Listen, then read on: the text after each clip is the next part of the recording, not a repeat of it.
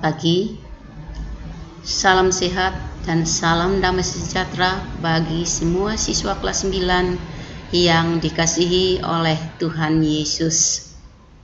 Apa kabar semuanya? Ibu berharap semua siswa dalam keadaan yang sehat-sehat ya. Ingat, di Kota Kupang sudah menuju zona hitam akibat pandemi COVID-19. Berwaspadalah, jangan kemana-mana, ingat pakai masker dan selalu cuci tangan serta hindari kerumunan. Anak-anak yang dikasihi Tuhan Yesus, hari ini kita akan belajar bersama Ibu Adele dalam mata pelajaran pendidikan agama Kristen dan budi pekerti. Anak-anak, karena sudah pertengahan bulan November, sedikit waktu lagi, kemungkinan besar tanggal 1 Desember kita akan masuk pada agenda ujian penilaian akhir semester. Karena itu, hari ini kita hanya mereview kembali materi-materi yang sudah diajar pada waktu-waktu yang lalu. Nah, anak-anak, sebelum kita mulai dengan pembelajaran hari ini, marilah kita berdoa. Ibu akan pimpin doa, semua mengambil sikap doa. Kita berdoa. Terpujilah Allah yang kekal, Allah yang maha kasih, maha murah, Allah yang setia memelihara kami dalam setiap kehidupan kami. Hari ini ya Tuhan, kami bersyukur kepadamu karena kemurahan dan kebaikan Tuhan bagi kami. Kami masih diperkenankan untuk mengikuti pelajaran. Tuhan, kami akan belajar tentang kebenaran firman Tuhan. Kami mohon curahkan roh hikmat, roh kebijaksanaan daripadamu ya Tuhan, roh pengertian, dan bekali setiap kami, khususnya anak-anak kami dengan roh pengetahuan daripadamu ya Tuhan. Berikan mereka semua semangat belajar, supaya mereka tekun belajar setiap mata pelajaran yang diberikan oleh Bapak Ibu Guru. Tuhan, kami menyadari hidup kami bahwa terbatas di hadapan hadirat-Mu Tuhan, dan kami penuh dengan dosa dan kelemahan. Karena itu Tuhan, kami mohon pengampunan daripadamu.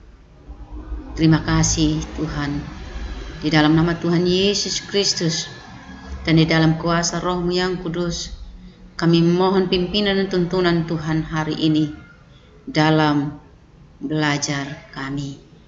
Terima kasih ya Tuhan. Amin. Anak-anak, kita akan mereview kembali materi-materi yang sudah diajarkan oleh Ibu pada waktu-waktu yang lalu, baik oleh Ibu Lucia maupun oleh Ibu Adele. Minggu lalu, Ibu Adele sudah memberikan beberapa soal untuk dikerjakan oleh anak-anak di rumah. Hari ini, Ibu akan memberikan beberapa materi yang penting untuk dipelajari dalam menghadapi ujian akhir semester nanti.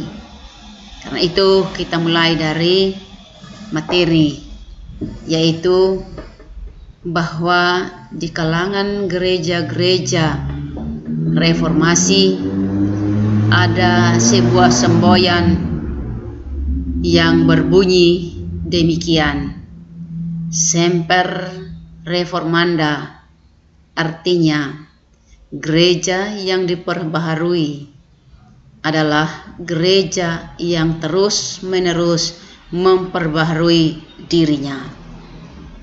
Yang kedua, kita akan menjelaskan atau Ibu akan menjelaskan materi tentang jabatan-jabatan yang ada dalam Alkitab, seperti jabatan seorang imam.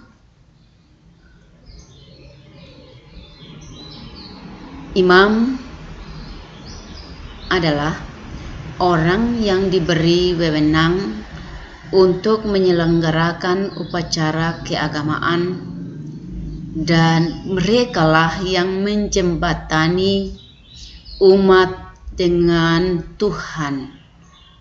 Mereka dianggap memiliki hubungan baik dengan Tuhan. Dalam Perjanjian Lama, seorang imam memiliki tugasnya sebagai berikut. 1. Imam mempersembahkan korban kepada Tuhan. 2. Seorang imam mengajarkan Taurat kepada umat Tuhan. 3. Seorang imam mendoakan atau mensyafaatkan umat di hadapan Tuhan. Ini 3 tugas pokok dari seorang imam.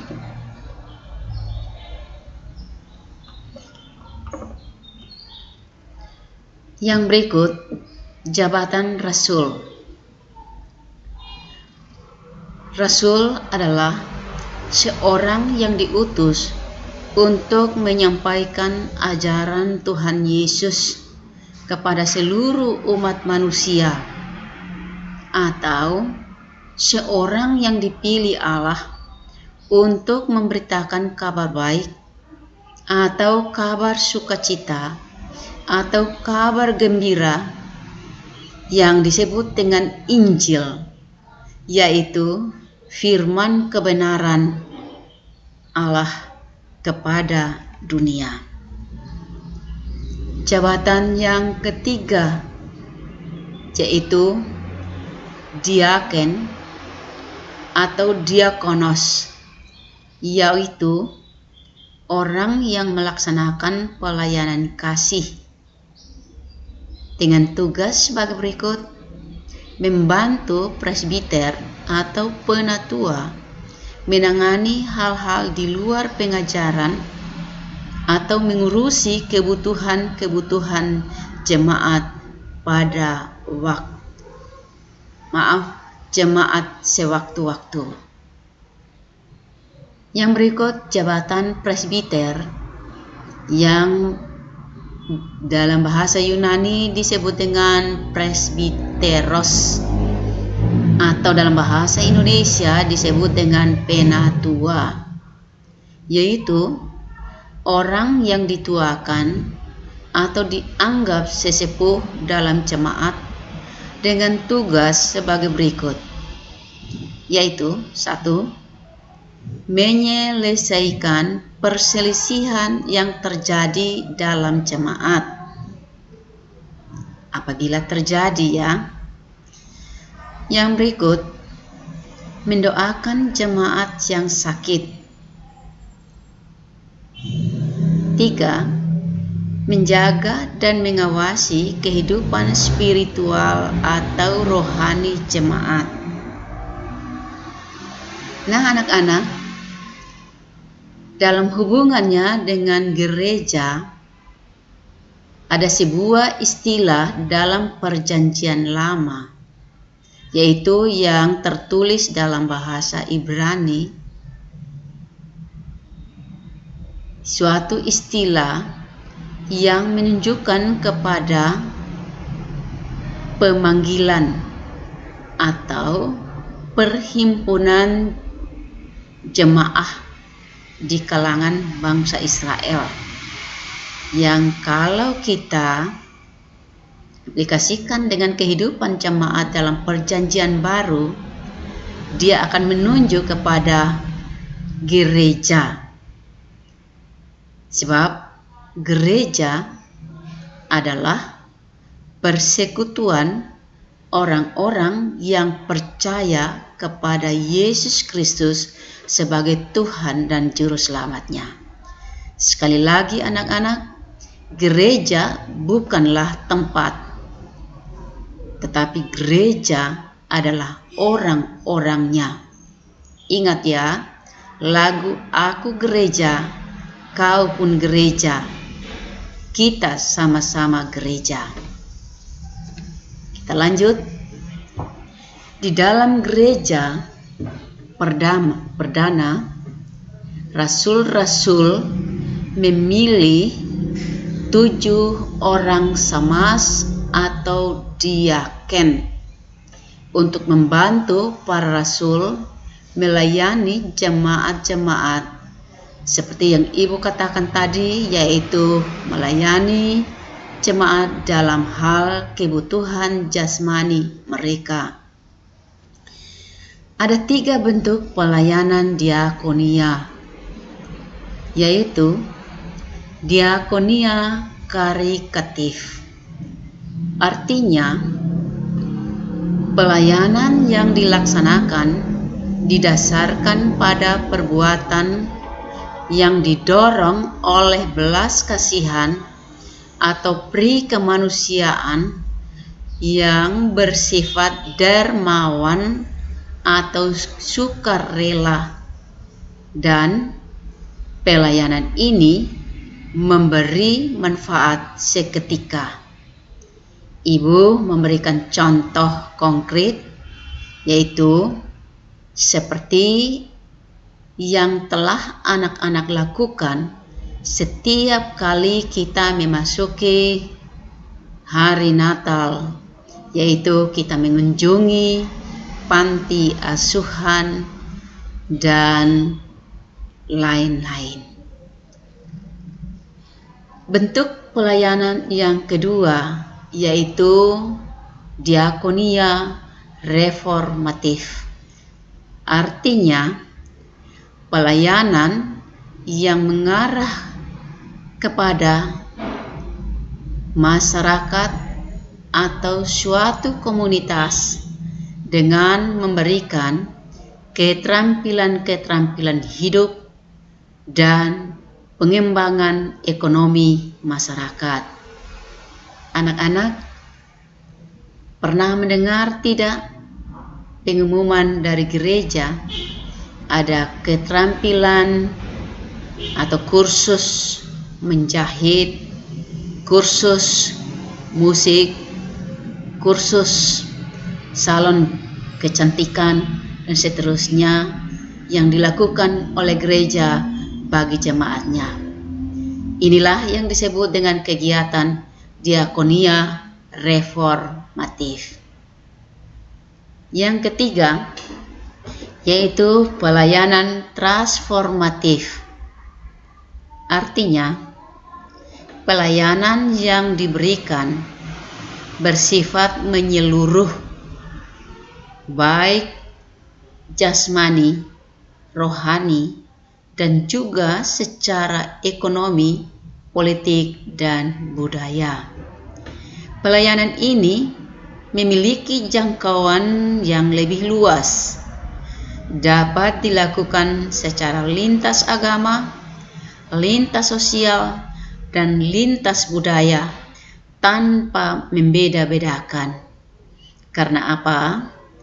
Karena Tuhan Yesus mengajarkan kita bahwa mengasihi tanpa membeda-bedakan.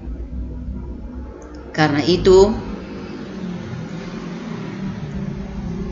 pelayanan diakonia transformatif ini sangat penting untuk pelebaran Injil di seluruh dunia. Contoh konkret, salah satu Ibu ambil contoh di sini yaitu memberi bantuan dalam penanganan COVID-19.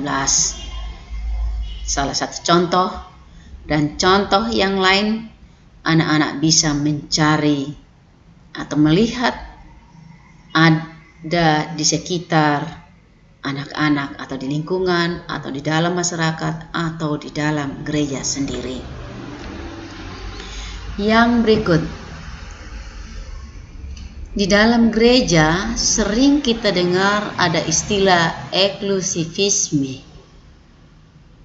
Apa itu eksklusivisme?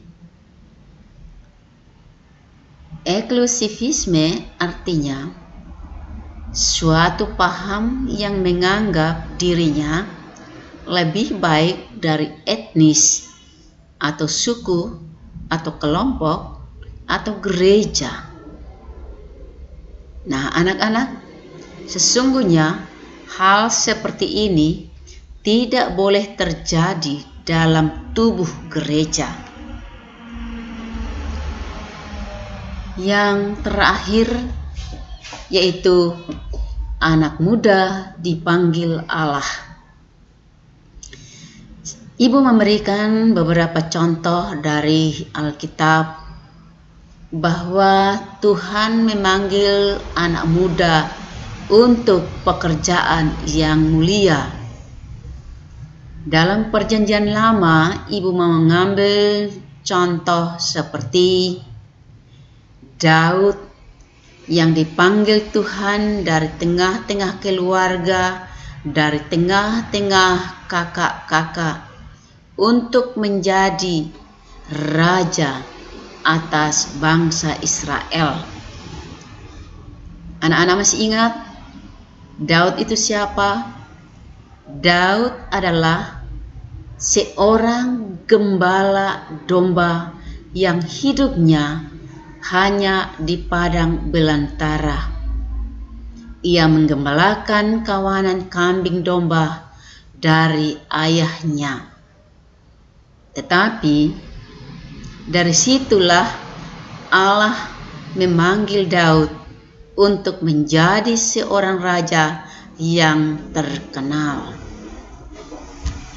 Yang berikut, Ibu mengambil contoh lagi yaitu Nehemia. Nehemia dipanggil Allah dari tengah-tengah pembuangan karena pada masa hidup Nehemia, bangsa Israel mengalami krisis. Mereka dipukul hancur oleh musuh-musuh bangsa Israel. Mereka dibuang ke pembuangan. Karena itu, Nehemia yang penuh dengan hikmat, yang dipimpin oleh Tuhan, meminta kepada raja untuk mengizinkan dia membangun kembali tembok Yerusalem yang luluh lantak, hancur lebur oleh musuh-musuh. Dan perjuangan Nehemia ini didukung oleh kaum muda atau anak-anak muda sepenuhnya. Nah, anak-anak, kita lihat contoh-contoh yang ada. Yang berikut, yang ketiga, yaitu Samuel dipanggil Allah untuk menjadi pelayan di rumah Tuhan. Samuel adalah seorang anak tunggal, tapi ia dipanggil Allah untuk melayani Tuhan di rumah Tuhan. Yang berikut, di dalam Perjanjian Baru, Ibu ambil satu contoh saja di sini, yaitu Timotius, teman Rasul Paulus, teman sekerja yang dianggap oleh Rasul Paulus sebagai anak rohani. Timotius adalah seorang anak muda yang giat menyebarkan Injil atau memberitakan Injil bersama Rasul Paulus.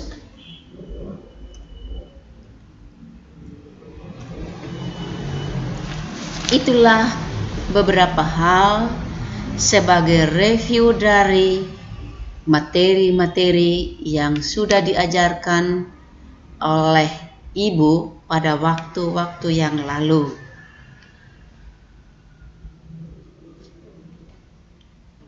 Anak-anak,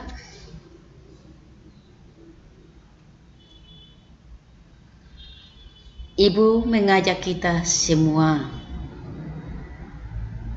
mari kita mengatur diri kita sendiri, dan mari kita mendisiplinkan diri sendiri, terutama dalam hal belajar. Ibu yakin Tuhan pasti menolong dan memberkati setiap kita yang tulus, rajin, dan memiliki semangat juang. Terima kasih atas perhatian anak-anak, dan pertemuan hari ini Ibu akan akhiri dan kita berdoa. Kita berdoa. Terima kasih ya Tuhan Yesus. Dengan kasih-Mu Engkau telah memimpin kami hari ini. Kami boleh belajar tentang beberapa hal yang menjadi tugas kami sebagai anggota gereja. Kami belajar tentang tugas-tugas jabatan yang ada dalam Alkitab. Tuhan Yesus, kami yakin dan percaya bahwa suatu kali kelak Tuhan akan memanggil anak-anak untuk menjadi alat dalam tangan Tuhan. Karena itu ya Tuhan, mulai dari sekarang Tuhan berkatilah mereka, supaya mereka mampu mendisiplinkan diri mereka, terutama dalam hal belajar tentang firman-Mu ya Tuhan. Berilah mereka semangat juang, supaya mereka tekun belajar demi masa depan mereka. Kami juga berdoa bagi orang tua kami, bagi orang tua siswa yang senantiasa tekun mendampingi anak-anak dalam belajar. Tuhan berkatilah mereka semua sebagai orang tua. Berilah roh hikmat, roh pengertian, roh kesabaran bagi mereka ya Tuhan. Karena kami tidak tahu masa krisis ini, masa pandemi ini sampai kapan berakhir.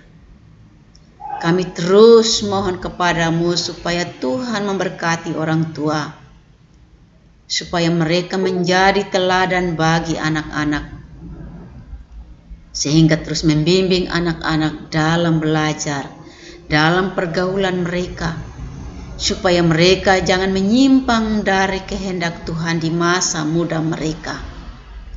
Tuntun mereka ya Tuhan. Bapa di surga, Bapa yang maha kasih, maha murah.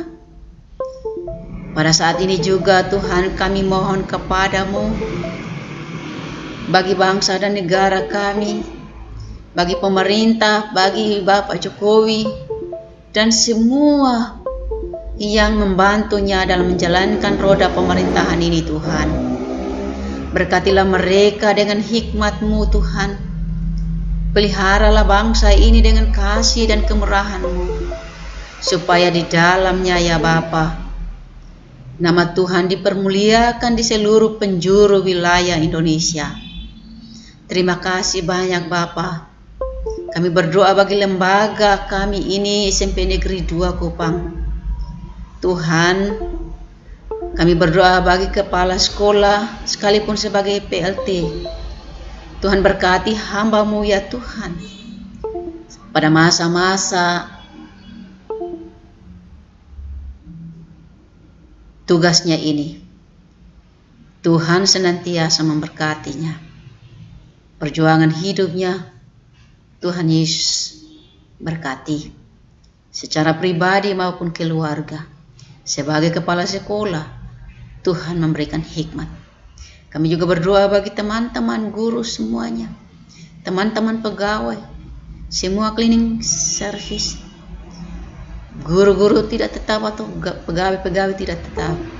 Kami serahkan ke dalam tangan kasih Tuhan, dan Tuhan memberikan hikmat kepada kami semua, agar kami menjalankan tugas dan kewajiban kami boleh sesuai dengan kehendak Tuhan, dan kami boleh bertanggung jawab terhadap tugas yang Tuhan embankan ini, sebagaimana Tuhan katakan bahwa tugas dan pelayanan kami seperti tugas pelayanan bagi Tuhan. Bapa di surga, sekali lagi kami berdoa bagi anak-anak kami yang persiapkan diri untuk menghadapi ujian akhir semester. Tuhan bekali mereka dengan roh pengetahuan daripadamu. Tuhan pimpin akal budi dan hati mereka, supaya mereka sungguh-sungguh berjuang demi masa depan. Inilah doa dan harapan kami ya Tuhan. Di dalam nama Tuhan Yesus Kristus Allah kami yang hidup, kami berdoa dan memohon pengampunan daripadamu ya Tuhan. Terima kasih ya Tuhan, terpujilah namamu dari kekal hingga kekal. Amin. Untuk informasi, minggu depan kita akan melakukan atau mengikuti ulangan harian yang kedua. Belajar ya semua materi yang sudah diberikan. Sampai dengan hari ini, Ibu harap anak-anak semua belajar dengan tekun. Terima kasih sekali lagi. Salam. Tuhan memberkati kalian. Amin.